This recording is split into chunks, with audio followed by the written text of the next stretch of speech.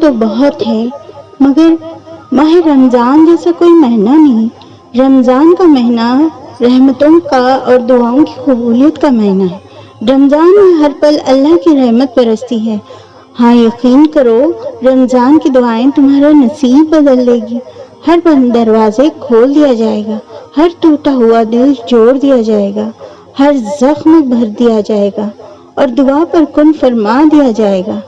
تہجد بہت لاڈلی نماز ہے اور رمضان میں تہجد اور بھی زیادہ لاڈلی ہو جاتی ہے۔ تہجد کے ذریعے انسان اپنا لکھا ہوا نصیب بھی بدلوا سکتا ہے۔ رمضان میں تہجد کی پابندی کرو اور اپنی خواہشوں کو پورا کروا لیا کرو۔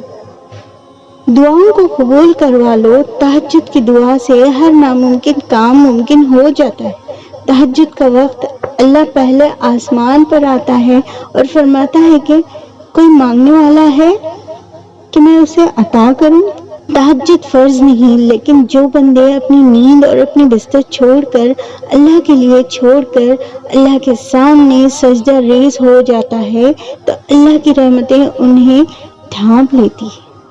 اور پھر ایسا ممکن ہی نہیں کہ تم اللہ کے لیے اپنی نیند قربان کرو اور وہ تمہاری جھولی نہ بھرے۔ تہجد میں جھکا ہوا سر اللہ سے اپنی ہر بات منوا لیتا ہے۔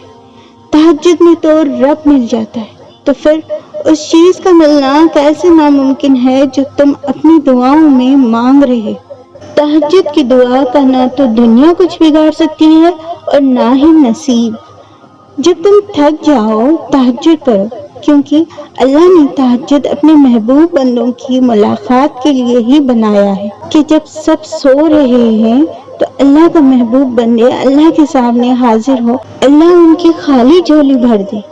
اللہ پر پختہ یقین رکھو اور بے فکر رہو، کیونکہ وہ تمہاری دعائیں رد نہیں کرتا، بلکہ اللہ تمہاری دعاؤں کا جواب ان ذریعوں سے ڈالتا ہے۔ اللہ تمہاری دعاؤں کا جواب ان ذریعوں سے دیتا ہے جو تمہارے لیے بہتر ہوتا ہے، ان سے نہیں جنہیں تم بہتر سمجھتے ہو۔ کچھ تو بہتر لکھا ہے اللہ نے جو ہر بار دل صبر کرنے پر مجبور ہو جاتا ہے۔